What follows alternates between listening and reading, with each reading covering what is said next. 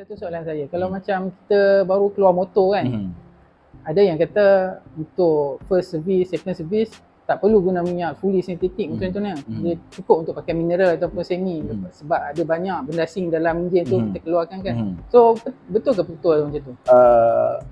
Betul pun betul, tak betul pun tak betul. Okey, macam ni. Okey. Yang first terutama motor moped lah, motor car macam Y15. Kebanyakannya factory akan meletak minyak mineral ataupun at least premium mineral. Betul cakap dia untuk buang benda asing. Satu atau dua kali sufficient enough untuk kita buang benda tu. Itu sebab kalau by manual first service mesti 1000. 1000 tu sebab dia nak buang benda asing yang dalam enjin. So bila kita pakai minyak baru, so benda asing dalam enjin tu dah kurang banyak lah kebanyakannya. So actually nak second time tu pun kita nak pakai minyak fully atau nak minyak semi tu pun tak ada masalah. Tapi kalau contoh minimum spec dia 1040 ataupun 1040, kalau minyak biasa dia pakai SAE 40 lah, viscosity sama. Cuma dia bukannya minyak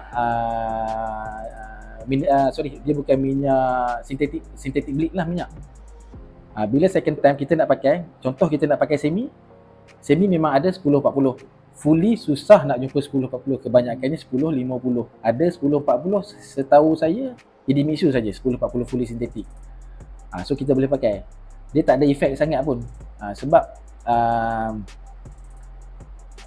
orang kurang setuju pakai minyak yang fully sebab fully dia punya viscosity dia tinggi.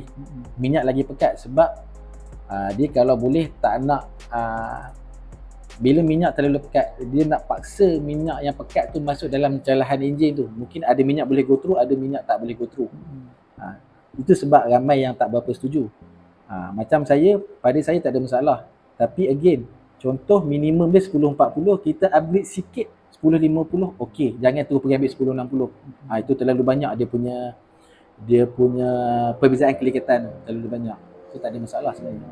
Macam pengalaman kawan-kawan saya pernah cakap ke saya kan, maknanya dia orang first service tu dia orang pakai minyak fully, terus enjin jadi berat. Maknanya disebabkan kelikatan tu lah. Ya, sebab kelikatan. Okey, itu satu. Kebanyakan minyak fully sintetik ataupun kebanyakan fully sintetik lah. Okey, kebanyakan fully sintetik minyak dia tak pre-boil. Macam ELF total dia tak pre-boil. Macam yang pre-boil yang saya tahu saya iPhone liquid moly dia pre-boil. Itu sebab kalau kita tengok minyak fully sintetik yang jual retail untuk liquid moly iPhone mahal. Sebab proses pre-boil tu mahal. Pre-boil ni maksudnya macam mana dia panaskan dulu enjin, dia panaskan dulu minyak tu. Biar benda dalam tu dia blend cantik. Dia kalau orang masak tu dia tumis cantik lah kan. Sama. Macam minyak-minyak biasa, dia mula-mula dia akan rasa berat sebab proses boil tu berlaku dalam enjin. Peringkat mula mungkin dalam 20 atau 30 km pertama memang motor akan rasa berat. Selepas tu insya-Allah motor akan rasa ringan. Jadi benda tu dia akan berterusan jadi macam tu setiap hari ataupun bila tak. Sekali tu saja. Sekali tu saja sebab dia nak masak yang mula-mula tu saja sebab dia tak pre-boil dalamnya. Dia mix saja, dia tak boil. Kalau macam saya cakap tadi, yang saya tahu iPhone dengan liquid moly, yes, dia boil dulu sebelum dia botolkan. So bila kita ride tu, kita bawa memang kita rasa smooth je, dia tak rasa berat. Orang kata claim yang ni, orang kata claim minyak boleh ada sampai 20,000, 30,000 tak tukar pun boleh. Heavy duty tak heavy duty. Heavy duty dia ada memang dia punya adaptive dia panggil, saya lupa nama adaptive tu. Banyak adaptive tu guna untuk enjin diesel. Untuknya memang dia buang karbon dalam enjin. Memang selalu kalau perasan orang yang guna minyak yang bukan minyak motosikal, dia akan buka enjin dia bersih. Sebab dia panggil deterjen. Dia ada deterjen, tapi kandungan deterjen dalam enjin tu tinggi, dalam tu tinggi. Dia ada kebaikan dan keburukan. Kebaikan dia, deterjen ni enjin memang bersih lah, alhamdulillah. Keburukan dia tak gasket friendly. Dia akan makan gasket, terutamanya gasket enjin dan gasket kertas. Kalau gasket besi tu tak ada efek sangat lah. Gasket kertas kebiasaannya mungkin after 3 years dia akan mula nampak leak, dia akan leak. Macam saya cakap lah, benda-benda ni bukan terus terang dia terus jadi. Dia ambil masa sebab benda tu sikit. Sama juga dengan penggunaan ester. Penggunaan minyak kandungan ester dalam minyak enjin, betul. Ester memang membantu banyak menurunkan suhu enjin. Sekali lagi, dia tak gasket friendly. Dia ada isu. Tu pengalaman saya yang customer guna ester. Tak ada masalah, bukannya dia pakai hari ni besok tu bocor, tak. Kadang-kadang dah 4 kali 5 kali tukar, mileage pun kadang dah 40,000 60,000. Mula ada nampak kesan.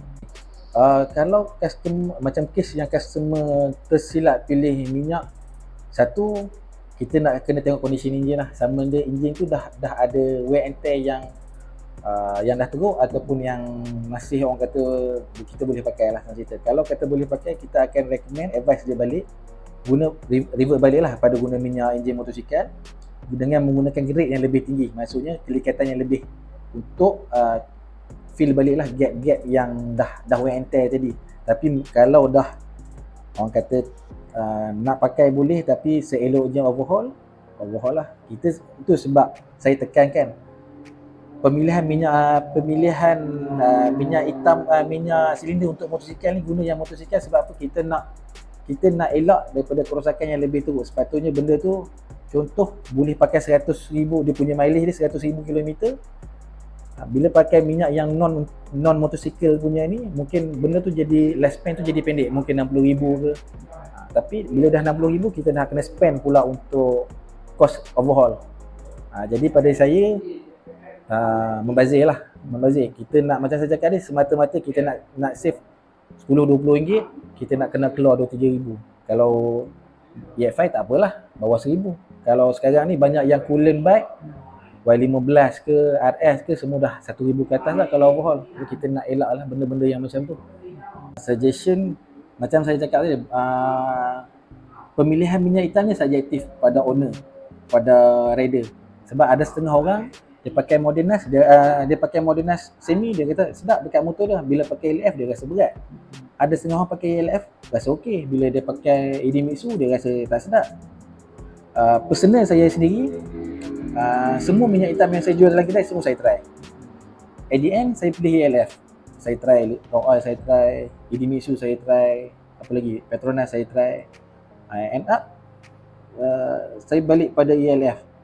Pada saya betul macam cakap ni, sebab saya banyak pakai fully. First 30,000 km memang kita rasa berat sikit sebab minyak tak pre-boil. Tapi selepas pada tu, alhamdulillah lah.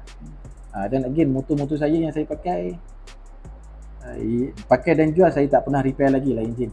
Alhamdulillah, sebab macam saya cakap, kita pentingkan penjagaan enjin. Mungkin ada setengah orang, alah minyak enjin je kan. Alah minyak enjin tu yang nak effect kita punya poket sebenarnya. Kemudian pada rider-rider yang terutama 200cc ke atas lah, 200cc ke atas, enjin memang dah panas sebenarnya. Tak kisahlah Bajaj ke A25, Ninja 25. Guna minyak ikut minimum requirement pada enjin. 1040 minimum, 1550 okey sikit. Kalau nak pakai fully 1050 cukup, tak perlu pakai 1060. Tak perlu pakai 1060. Kalau 1060 ni betul-betul nak race, okey. Sebab 1060 minyak dia memang pekat peringkat mula. Tapi bila dah race, untuk high ref, untuk memang betul laju, memang sedap lah minyak ni. Tapi untuk kegunaan harian 1050 dah sufficient enough kalau nak pakai minyak fully lah. Okay bang, berarti sebagai kesimpulan hari ni, apa pesanan terakhir abang kepada biker-biker kat sana dalam pemilihan minyak motor yang sesuai? Okey, buat biker-bikers, terutama yang pakai cc above 200cc, 250cc ke atas, sekali lagi saya cakap, pakai yang mengikut minimum requirement, yang pertama. Yang kedua, jangan skip interval punya tukar minyak hitam. Memang by manual 5,000. Saya suggest 3,000 atau 4,000 bagi pengguna minyak semi, 5,000 atau 6,000 km untuk pengguna minyak fully. Itu yang pertama. Yang kedua, setiap kali tukar minyak hitam, tukar oil filter. Jangan skip.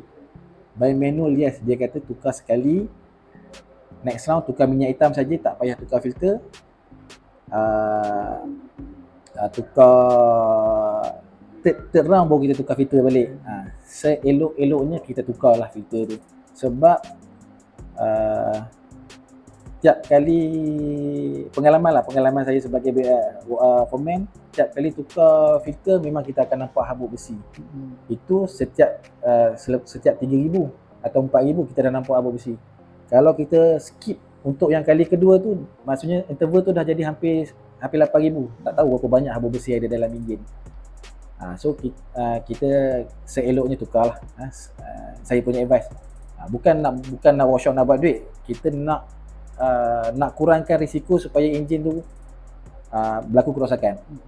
Itu saja. Abang ada apa-apa nak komen tentang motosikalisme? Okey, baik, terima kasih banyak motosikalisme ni.